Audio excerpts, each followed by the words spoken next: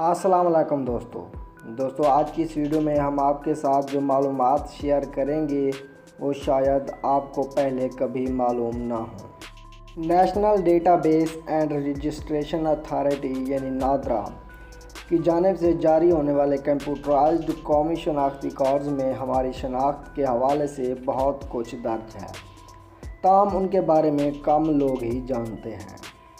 Computerised قومی شناختی cards میں 13 ہندسوں پر مشتمل نمبرز تو ہر شہری کو الگ الگ ہی جاری کیے جاتے ہیں، لیکن ان میں سے پہلے 5 ہندسے سب سے زیادہ اہمیت کے حامل ہوتے ہیں، کیونکہ ان میں کسی بھی پاکستانی شہری کی مکمل تفصیلات درج ہوتی ہیں۔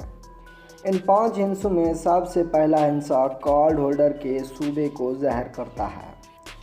مثال کے طور پر اگر شناختی کارڈ نمبر 1 سے شروع ہو تو اس کا مطلب ہے کہ یہ شہری صوبہ خیبر پختونخوا کا رہائشی ہے۔ اسی طرح 2 قبائلی علاقوں جیسے فاٹا، 3 پنجاب، 4 سندھ، 5 بلوچستان، 6 اسلام آباد اور 7 کا مطلب ہے کہ کارڈ ہولڈر کا تعلق گلگت بلتستان سے ہے۔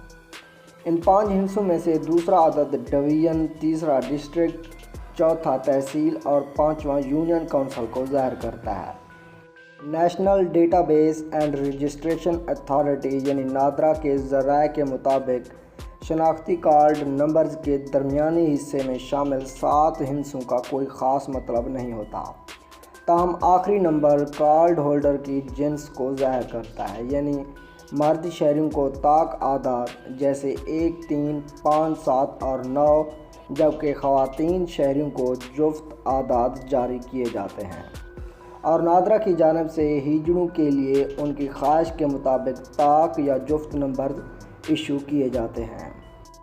جی دوستو، امید کرتا ہوں آج کی ہماری ویڈیو آپ کو پسند آئی ہوگی۔ اگر آپ کو ہماری یہ ویڈیو پسند آئی ہے تو اسے لائک کریں، کمنٹس کریں اور ہمارے چینل کو بھی سبسکرائب کر دیں۔ شکریہ۔